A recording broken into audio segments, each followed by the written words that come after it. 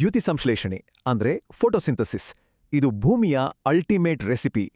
ನಾವು ತಿನ್ನೋ ಎಲ್ಲ ಆಹಾರ ನಿಜವಾಗ್ಲೂ ಎಲ್ಲಿಂದ ಬರುತ್ತೆ ಯೋಚನೆ ಮಾಡಿದ್ದೀರಾ? ಅಂಗಡಿಯಿಂದನಾ? ಇಲ್ಲ. ಫಾರ್ಮಿಂದನಾ?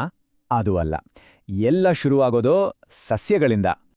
ಸಸ್ಯಗಳು ಆಟೋಟ್ರೋಫ್ಸ್, ಅಂದ್ರೆ ತಮ್ಗೆ ತಾವೇ ಫುಡ್ ಮಾಡ್ಕೊಳ್ತವೆ. ನಾವೆಲ್ಲ ಹೆಟ್ರೋಟ್ರೋಫ್ಸ್.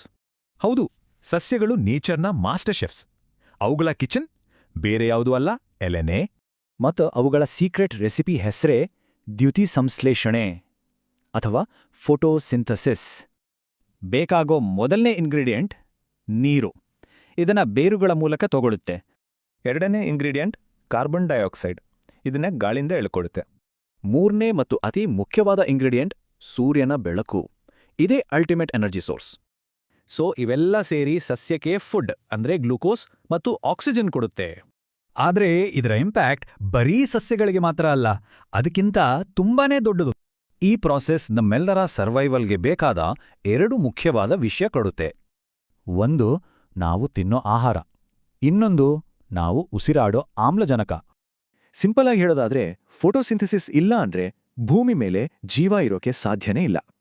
ಈ ತರಹದ ವಿಷಯಗಳನ್ನ ತಿಳ್ಕೊಳ್ತಾ ಇರೋದು ಇಷ್ಟನಾ? ಹಾಗಿದ್ರೆ ಖಂಡಿತ ಸಬ್ಸ್ಕ್ರೈಬ್ ಮಾಡಿ.